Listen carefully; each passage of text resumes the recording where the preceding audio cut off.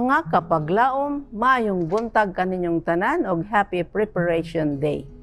Ang atong hilisgutan karong Marso 13 gialuhan og ang iyang pagtagana. Ang atong teksto makita sa Buhat 8:35.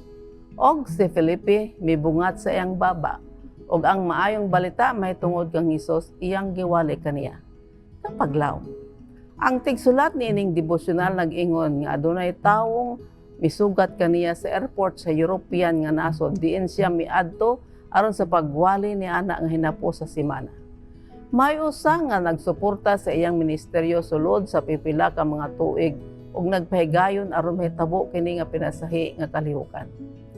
Matod niya, sa gipangutana ko sa kung sa unsa nga paagi sa nahibalo may tungod sa Hesus 101 sa unang nga higayon. Naningangha ako. Gisultihan ako niya kung sa unsa nga paagi. Nga usa ni anak kaadlaw siya naminaw sa usa ka sibya sa internet. Sa diha nga nalang naputol ang programa. Ang among programa ang misulod. Hapit na niya palunga kini. Nalangan lang sulod sa pipila ka segundo. Nasibot kaayo siya sa topiko sa kasulatan. Ug ang nagpabilin kasaysayan na lamang. Wala ako magtuong kini sulagma lamang apan usa ka pagtagana nga panghitabo. Kanunay nato nga madungog ang maong mga pagpamatod may tungod sa paagi nga ang mga tawo sa tibuok kalibutan nakadiskubre sa atong ministeryo diha sa media. Ako kumbisado nga ang Dios kanunay nga naglihok luyo niini nga mga eksena. Ang uban nagtawag niini nga mga panghitabo nga sulagma. Apan ako nagtuo sa lahi.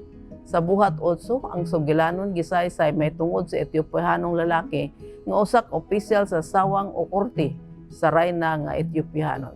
Versikulo 37. Siya miadto sa Jerusalem aron sa pagsimba ug sa pagpauli na sakay sa iyang karawahe nga nagbasag sa gikan sa libro ni Propeta Isaias sa kalit si Felipe mitapad kaniya sa karawahe ug nangutana kung nakasabot ba siya sa iyang gibasa, versikulo 30. Iyang gibasang Isaiah 53. Kini nga kapitulo gitawag nga proto-ebanghelyo tungod kay kini maong tagna may tungod sa nag-antos nga alagad nga nagpasabot sa kamatayon ni Hesus alang kanato. Ang tawo nagkinahanglan og usa ka tawo aron sa pagpasabot niini nga tagna og si Felipe nga napuno sa espiritu didto mismo andam sa pagwali kang Hesus kaniya gikan niini nga kasulatan, versikulo 30 taman sa 36.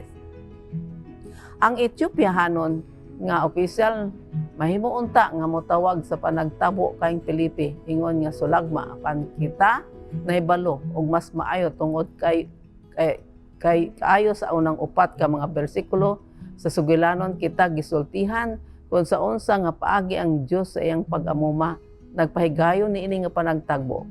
Si Felipe giatagan og balaanong direksyon sa pagkuha niini nga partikular nga dalan, bersikulo 26. Ug sa pagduol niini nga pinasahi nga karwahe sa verse 29, ang iyang nahubalag ang Etiopianon. Kapaglaom, ang Dios kanunay nga nagtagana og paggiya sa atong mga kinabuhi ug siya nagtinguha sa atong katapusang katubsanan. Kung kamo tinuod nga nagtingwa sa pagbuhat sa kaboboton sa Dios, kamo makasiguro nga siya magtagana og tin-aw nga maghatag sa giya nga inyong gikinahanglan. Mag-ampo kita. Dios ug may gugmaon namo nga Amahan sa langit, salamat sa imong gugma nga ikaw nagtagana alang sa imong sa among mga katubsanan. Giyahe kami Ginoo nga among mabuhat ang imong kaboboton ug giyahe kami sa among buhaton. Sa ngalan ni Hesus. Amen.